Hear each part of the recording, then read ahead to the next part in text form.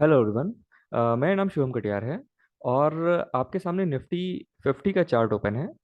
Index के mood को समझने के लिए आपको एक निफ्टी का ट्रेंड एनालिसिस समझना बहुत ज़रूरी है कि निफ्टी करंटली किस ट्रेंड में है और कौन से पैटर्न्स में अभी करंटली निफ्टी फंसा हुआ है। अम, दो पैटर्न्स हो सकते हैं, या तो इम्पल्सिव हो सकता है या तो करेक्टिव हो सकता है। तो निफ्टी के चार्ट को हम टेक्निकल इंडिकेटर्स के थ्रू थोड़ा समझने की कोशिश करेंगे कि आने वाले दिनों में कैसा मूवमेंट हो सकता है और निफ्टी कहाँ तक जा सकता है। हम जो टेक्निकल जो हम पैरामीटर्स निफ्टी को एनालाइज करने के लिए यूज़ करते हैं वो अलर्ट वेव थ्योरी का यूज़ करते हैं। मैंने अलर्ट वेव थ्योरीज के ऊपर बहुत सारे पोस्ट डाले हुए हैं। अम, मैंने निफ्टी को भी प्रीवियसली बहुत डिटेल में एक्सप्लेन किया हुआ है। आप मेरे ट्रेडिंग व्यू या यूट्यूब चैनल पे जा करके उसको देख सकते हैं। फिलहाल जो एक पैटर्न को एनालाइज करने की कोशिश करेंगे वो आपका एग्जैक्टली 17 जून के बाद से हम इसको एनालाइज करेंगे। यहाँ पे एक हमारा पैटर्न कंप्लीट हो चुका है और अभी हम क्या करते हैं कि हम 1 घंटे का चार्ट अपना ओपन कर लेते हैं। 1 घंटे का चार्ट हमने ओपन कर लिया है और हम अपना 16 जून को आ जाते हैं। यहाँ पे बेसिकली एक ट्रेंड हमारा जो है वो कंप्लीट हो गया है। वॉल्यूम बढ़ा देते हैं, वॉल्यूम की निफ्टी में कोई जरूरत नहीं है। अब इसको हम थोड़ा सा जूम इन कर लेते हैं। यहाँ पे मैंने ऑलरेडी अपनी कुछ मार्किंग्स की हुई हैं। अब इन मार्किंग्स को समझ लेते हैं। तो यहाँ पे एक ट्रेंड कंप्लीट हो गया है। हो सकता है कि हम एक इम्पल्स में चल रहे हो, मतलब हमारा ये जो लेग है ये एक इम्पल्स का लेग हो। पॉसिबिलिटी है, ये इम्पल्स हो सकता है। या फिर तो ये कोई करेक्शन की कनेक्टिंग कनेक्टिंग वेव भी हो सकती है। ये भी हो सकता है, ये इम्पल्स भी हो सकता है और करेक्टिव वेव भी हो सकती है। अभी कोई क्लैरिटी नहीं है कि ये इम्पल्स है या करेक्टिव वेव है। मैंने जो अपनी नंबरिंग की हुई है वो इम्पल्स और करेक्टिव दोनों के हिसाब से की हुई है। चलिए सबसे इम्पोर्टेंटली नंबरिंग को समझते हैं। और ये जो नंबरिंग है ये मैंने किस बेसिस पे की हुई है। अ, यहाँ पे वेव थ्री जो है वो एक्सटेंडेड मुझको दिख रही है। मतलब हमारा जो वेव स्टार्ट हुआ है वो इस लेवल से स्टार्ट हुआ है। ये हमारा बेस हो गया। यहाँ पे हमारा वेव वन कंप्लीट हुआ। ये हमारा वेव वन है। उसके बाद हम सब वेव में आते हैं। Wave one, wave two, wave three, wave four and wave five. यहाँ पे हमारा वेव थ्री कंप्लीट हो गया है।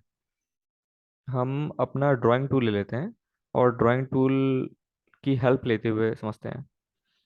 ठीक है, ये हमारा एक्सटेंडेड मूव हो गया। मतलब यहाँ पर वेव वन कंप्लीट हुई, ये वेव टू कंप्लीट हुई, यहाँ पर वेव थ्री कंप्लीट हुई, ये वेव फोर कंप्लीट हो गई और यहाँ पे वेव थ्री कंप्लीट हो गई। ठीक है, तो वेव वन कंप्लीट हो गया, वेव टू कंप्लीट हो गया, वेव थ्री कंप्लीट हो गया, वेव थ्री यहाँ पे मेंशन्ड है। उसके बाद ये करेक्शन आया, जिगजैग करेक्शन है वेव फोर के फॉर्म में। वेव फोर कंप्लीट हो गया और एक ये लेग हमारी कंप्लीट हो गई वेव फाइव के फॉर्म में। तो हमारा जब हम इसको सम अप करेंगे तो हमारा वेव वन जो है इम्पल्सिव का वो कंप्लीट हो गया है, ऐसा लग रहा है। या तो वेव वन कंप्लीट हो गया है या तो ये वेव ए है। अगर हम करेक्शंस की बात करेंगे तो ये वेव ए हो सकती है। वेव वन कंप्लीट हो गया है, रिट्रेसमेंट आया है वेव टू के फॉर्म में। यहाँ पे हमारा वेव टू कंप्लीट हो गया है या तो वेव बी कंप्लीट हो गया है। ठीक है, तो यहाँ पे वेव हमारा टू कंप्लीट हो गया है। उसके बाद से फिर हम आ जाते हैं। फिर हमारा एक इम्पल्स चालू हुआ है जहाँ पे हमको लग रहा है वेव वन कंप्लीट हो गया है, फिर से यहाँ पे वेव टू कंप्लीट हो गया है। ये एक मार्केट ऊपर गया, एक इम्पल्स गया, उसके बाद रिट्रेसमेंट हुआ वेव वेव टू के फॉर्म में। उसके बाद फिर एक और इम्पल्स देखने को मिल रहा है वेव थ्री के फॉर्म में। और उसके बाद मार्केट ने रिट्रेसमेंट लिया है छोटा सा वेव फोर के फॉर्म में। और यहाँ पे एक एंडिंग डायगोनल टाइप का एक पैटर्न हमको दिख रहा है। और एंडिंग डायगोनल के बाद से जहाँ पे एंडिंग डायगोनल कंप्लीट हो रहा है यहाँ पे एंडिंग डायगोनल कंप्लीट हो गया, उसके बाद से क्लियर एक रिजेक्शन देखने को मिल रहा है। जो टारगेट्स हैं, बेसिकली जो एंडिंग डायगोनल के टारगेट्स होते हैं वो हमारा वेव फोर का लो होता है। तो हम ये टारगेट मान के चल रहे हैं कि इनिशियली जो वेव थ्री सॉरी जो ये वेव थ्री का एक्सटेंडेड मूव है। मतलब हमारा वेव वन कंप्लीट हो गया, वेव टू कंप्लीट हो गया, यहाँ पे हमारा वेव थ्री कंप्लीट हो गया है। तो हम एंडिंग डायगोनल्स के हिसाब से टारगेट लेके चल रहे हैं, वो हम लेके चल रहे हैं 17,206 का टारगेट हम लेके चल रहे हैं, जो कि हमें मंडे या ट्यूसडे को दिख सकता है मार्केट इस पोजीशन पे। इस लेवल पे है। अब ड्राइंग को डिलीट कर देते हैं और यहाँ से इस टूल को हटा देते हैं। अब एक फिबोनाची टूल के थ्रू भी समझ लेते हैं कि क्या ये एग्जैक्टली वेव थ्री है। तो हमारा वेव यहाँ से स्टार्ट हुआ था, एक हमारा वेव वन यहाँ पे कंप्लीट हो रहा है, उसका रिप्लेसमेंट हुआ है वेव टू के फॉर्म में। हम इसको एक्सटेंड जब कर रहे हैं तो हम देख रहे हैं भाई हम 161% के ऊपर क्लोजिंग हम दे रहे हैं। तो बहुत अच्छी बात है। हम वेव थ्री है, या तो वेव थ्री है या तो वेव सी है।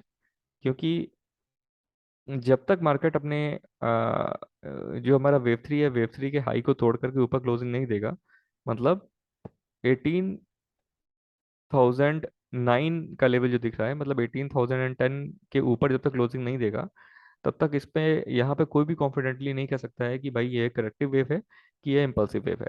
अगर ये इम्पल्सिव होगी तो इसके ऊपर जाना चाहिए 5 वेव्स, जब ये पैटर्न कंप्लीट हो जाएगा तो 5 वेव्स बननी चाहिए। और अगर इम्पल्सिव नहीं होगी तो मार्केट यहीं से एक डाउन ट्रेंड में आ जाएगा। तो यहाँ पे एक इम्पल्स है। उसके बाद ये जो पैटर्न मैंने ड्रॉ किया हुआ है, ये कैसे ड्रॉ किया हुआ है इसको भी डिटेल में समझ लेते हैं। 15 मिनट के टाइम फ्रेम पे आते हैं। सबसे इंपॉर्टेंटली मैं अपने चार्ट्स में जो रखता हूँ वो 200 डेज का मूविंग एवरेज हमेशा लगा के रखता हूँ। ये बहुत ही इंपॉर्टेंट होता है। आप लोग भी 200 डेज का मूविंग एवरेज लगा सकते हैं। ये मूविंग एवरेज है, कोई एक्सपोनेंशियल मूविंग एवरेज नहीं है, सिंपल मूविंग एवरेज है। तो अगर हम वेव सी से काउंट करेंगे ना, तो हम ये पाएंगे कि भाई हमारा जो 5 वेव्स हैं वो यहाँ पे कंप्लीट हो गई हैं। अगर इसकी हम नंबरिंग करेंगे तो हमारी नंबरिंग कुछ इस हिसाब से चलनी चाहिए: wave one, wave two, wave three, wave four and no, एक मिनट, ये थोड़ा सा नंबरिंग गड़बड़ हो रही है, इसको हम डिलीट करते हैं। ये कुछ इस हिसाब से चल रही है। यहाँ पर वेव वन कंप्लीट हुआ है, ये वेव टू कंप्लीट हो गया है। यहाँ पर वेव थ्री कंप्लीट हो गया है, ये वेव फोर कंप्लीट हो गया है, यहाँ पे आके वेव फाइव कंप्लीट हो गया है। तो हमारा जो वेव ए है वो कंप्लीट हो गया है। वेव ए जो है वो हमारा ये है, यहाँ पे कंप्लीट हो गया है। और जो सब वेव्स की मार्किंग है इसको हम सब माइक्रो से और नीचे ले आते हैं, और इसका कलर को हम ब्लू कर देते हैं। ठीक है, तो ये इम्पल्स वेव की मार्किंग है डाउन ट्रेंड में। वेव ए हमारा यहाँ पे कंप्लीट हो गया है। रिट्रेसमेंट हुआ है वेव बी के फॉर्म में। वेव जो रिट्रेस्ड वेव होता है ये आइडियली जो रिट्रेसमेंट होता है वो 38 से 61% के बीच में रिट्रेसमेंट होना चाहिए। तो हम यहाँ से अपना टूल ले लेते हैं और देखते हैं रिट्रेसमेंट कहाँ तक गया है। हमने वेव ए का ओरिजिन और वेव ए के एंड पे फिबोनाची टूल लगा दिया है। और ये हमारे लेवल्स ऑलरेडी मैंने यहाँ पे मार्क किए हुए हैं। मतलब हमारा जो जो क्लोजिंग होनी चाहिए वो 38 से 61% के बीच में होनी चाहिए। तो हमें रिजेक्शन जो क्लियर मिल रहा है वो 200 डेज के मूविंग एवरेज और 61.80% से हमें रिजेक्शन क्लियर देखने को मिल रहा है। तो जब यहाँ पे एक बार रिजेक्शन जब आ गया, जब यहाँ पे हमें एक रिजेक्शन दिख गया, तो हम ये एक्सपेक्ट कर रहे थे कि मार्क, तो हमने क्या किया ना, हमने यहाँ पे एक अपना एक ABC का पैटर्न देखा। ABC हमारा वेव ए यहाँ पे कंप्लीट हो रहा है, वेव बी यहाँ पे कंप्लीट हो रहा है, वेव सी यहाँ पे कंप्लीट हो रहा है। इसको हम फिर से लोअर टाइम फ्रेम पे ले आते हैं और ओके कर देते हैं। इसको हम ब्लू पे ले लेते हैं।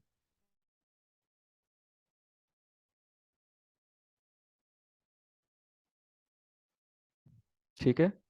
और ये एक wave A, wave B, wave C zigzag बन रहा है। जिगजैग को हम चैनल्स में भी कवर अप कर सकते हैं। चैनल्स अगर ड्रॉ करेंगे तो हम क्या करेंगे, एक ये ले लेंगे और सिंपल सा एक्सटेंड कर देंगे वेव ए के लिए। तो देखिए क्या कैसा ब्यूटीफुली टर्मिनेट हो रहा है। ब्यूटीफुली टर्मिनेट का मतलब ये है कि यहाँ से गया वेव ए पे, गया वेव ए के बाद वेव बी पे रिट्रेसमेंट लिया। ये तो मिड लाइन है चैनल का, जो ये बड़ा वाला चैनल है उसका मिड लाइन है। इसको ब्लैक कलर दे देते हैं या तो रेड दे देते हैं। ठीक है, ब्लैक ही दे देते हैं, क्लियरिटी आनी चाहिए। यहाँ पर ब्लैक दे देते हैं और मिड लाइन को भी ब्लैक कर देते हैं, ओके कर देते हैं। ठीक है। तो देखिए यहाँ पे मिड जो चैनल होता है, mid point of the channel होता है, ये बहुत इंपॉर्टेंट होता है। यहाँ से रिएक्शन लिया और उसके बाद चैनल के टॉप पे कवर करके नीचे आ गया। अब हमने जो ये करेक्टिव वेव का चैनल ड्रॉ किया है, यहाँ पर भी हमें क्लियर रिजेक्शन देखने को मिल रहा है। मतलब हमने जो हमारा कंफर्मेशन आया था वो इस लेवल पर कंफर्मेशन आ गया था, जो हमारा ये लेवल निकल के आ रहा है, ये लेवल जो है। मार्केट मार्केट मार्केट जब इसके नीचे इसने ब्रेकआउट दे दिया था तो हम समझ गए थे भाई मार्केट नीचे जाने वाला है। 15 मिनट के टाइम फ्रेम पे, मतलब ये 2:30 बजे की 14.30, मतलब पैनिक सेलिंग आई थी। मार्केट नीचे से एकदम टूटा था। तो ऐसा लग रहा था कि थोड़ा सा रिट्रेसमेंट आएगा और मार्केट फिर से नीचे की तरफ आना चाहिए। तो जो कैलकुलेशंस थे वो एबीसी के कैलकुलेशंस थे, मतलब एक जिगजैग बन रहा है, जिगजैग मतलब 5 वेज बनी है, फिर रिट्रेसमेंट हुआ है, फिर 5 वेज। मैं एक्सपेक्ट कर रहा हूँ कि चैनल का जो लोअर बाउंड्री है वहां तक एक फॉल देखनी आनी चाहिए। उसके बाद यहाँ पे एक जो हमारा एक जो वेव्स हैं वो टर्मिनेट हो जाएंगी, जो एक पैटर्न है वो टर्मिनेट हो जाएगा। और उसके बाद से एक फ्रेश पैटर्न बनेगा, उसको फर्दर एनालाइज करेंगे कि फ्रेश पैटर्न कहाँ तक और कैसे जा सकता है। तो ये तो हो गई भाई निफ्टी की बात। ठीक है, काउंटिंग्स मैंने बहुत ही क्लियरली यहाँ पे मेंशन की हुई हैं। और मैंने जो एक्सप्लेन किया हुआ, मैं मेरी जो काउंटिंग्स है मैं वो इम्पल्स काउंटिंग लेके चल रहा हूँ। अगर इसके ऊपर क्लोजिंग देता है तो ये इम्पल्स हो जाएगा। क्लोजिंग तो फर्दर बहुत सारे मेथड्स हैं कि आपको कहाँ पे कंफर्मेशन मिल जाएगा, लेकिन प्रेजेंट सिचुएशन के हिसाब से अगर ये एक इम्पल्स हुआ तो इसके ऊपर इसको क्लोजिंग देना चाहिए। और अगर ये करेक्टिव हुआ तो भाई यहीं से मार्केट जो है वो डाउन ट्रेंड में आ जाएगा। ये हो गई निफ्टी की बात। अब हम कर लेते हैं बैंक निफ्टी की बात। तो अपना टाइप करते हैं बैंक निफ्टी।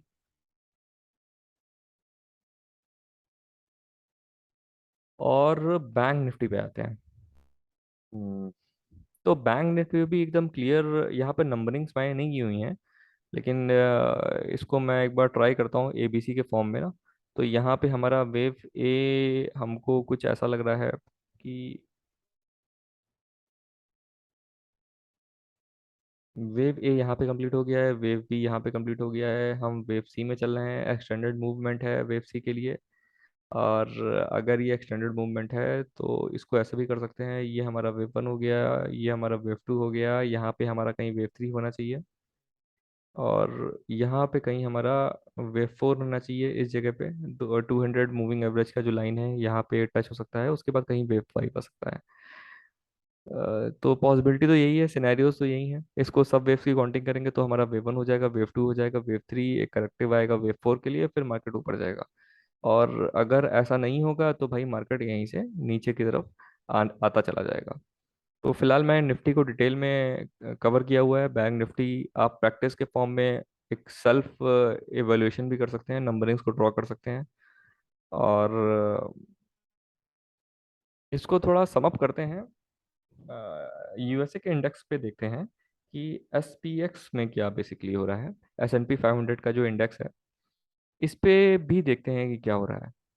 ये मैंने एक अपना प्रीवियस एनालिसिस कुछ किया हुआ था, तो इसमें मैंने एक ट्रेंड लाइन ऑलरेडी ड्रॉ की हुई थी शायद।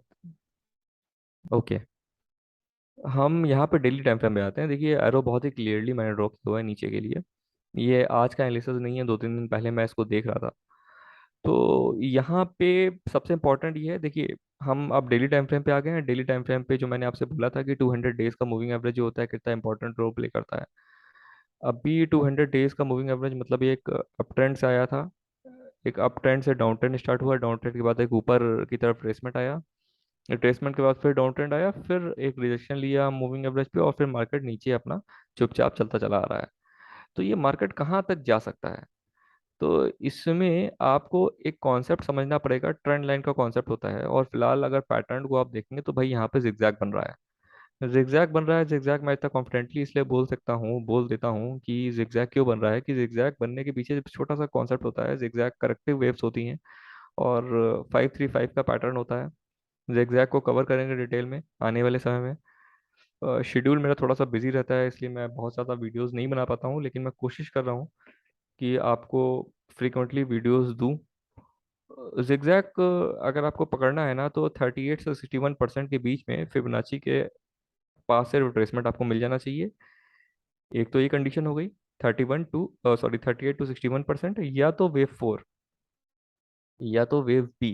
मतलब वेव फोर या वेव बी का मतलब ये है जो कि लेटेस्ट स्विंग हाई या स्विंग लो है वहां से आपको रिजेक्शन मिलना चाहिए।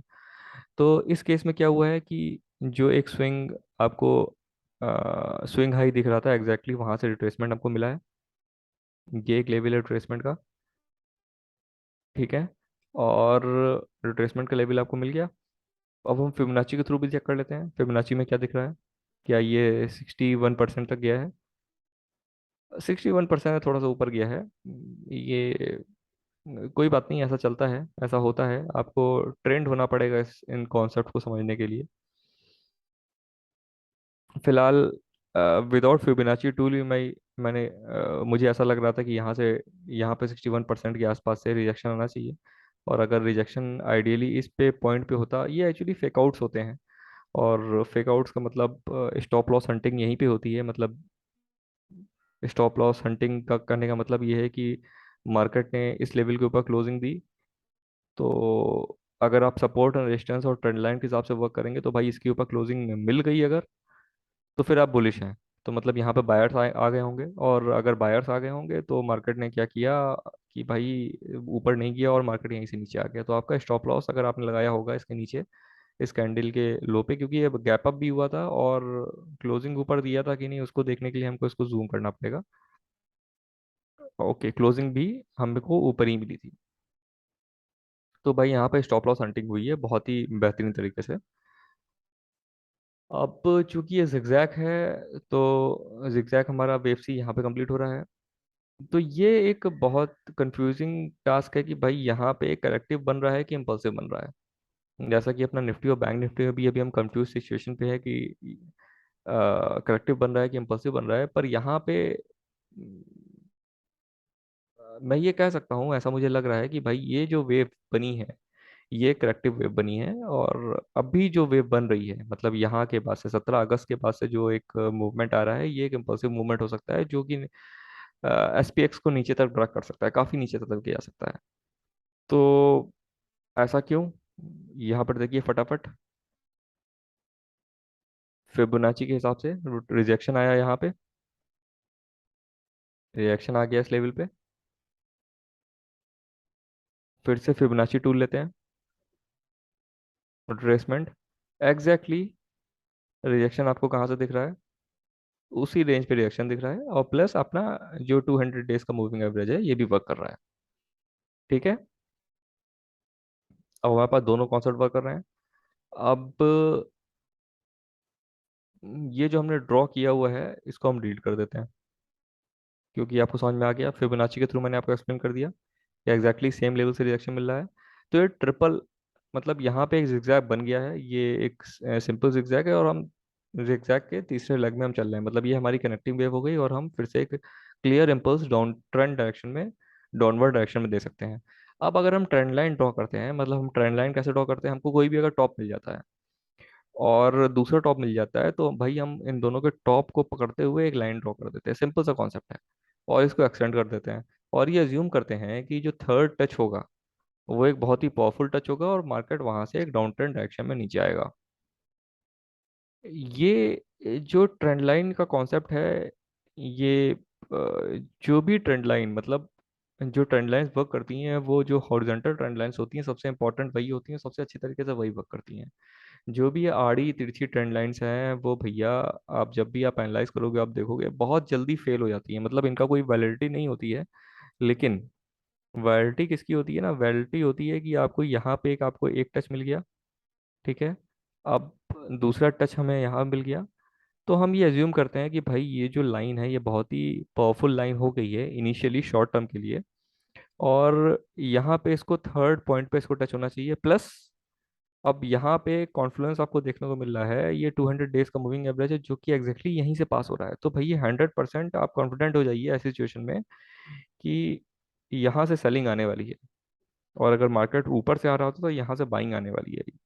तो यहाँ से एकदम क्लियर सेलिंग आ गई है। आपको दिख रहा है कि मार्केट ने एक छोटा सा वेव वन टाइप का बनाया, ऊपर रिट्रेसमेंट दिया है और फिर मार्केट नीचे की तरफ जा रहा है। तो गैप डाउन दिख रहा है मंडे को। आज का क्लोजिंग हो जाने दीजिए, उसके बाद जब मंडे को मार्केट खुलेगा तो आपको क्लियर गैप डाउन मिलेगा। ये ट्रेंड लाइन का कॉन्सेप्ट अभी मैं रिसेंटली एक एग्जाम्पल एनालाइज कर रहा था। शायद यूपीएल का एग्जाम्पल था क्या?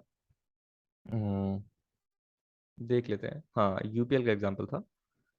अ, सिर्फ ट्रेंड लाइंस को समझने के लिए मैंने एग्जाम्पल आपके सामने ओपन किया हुआ है।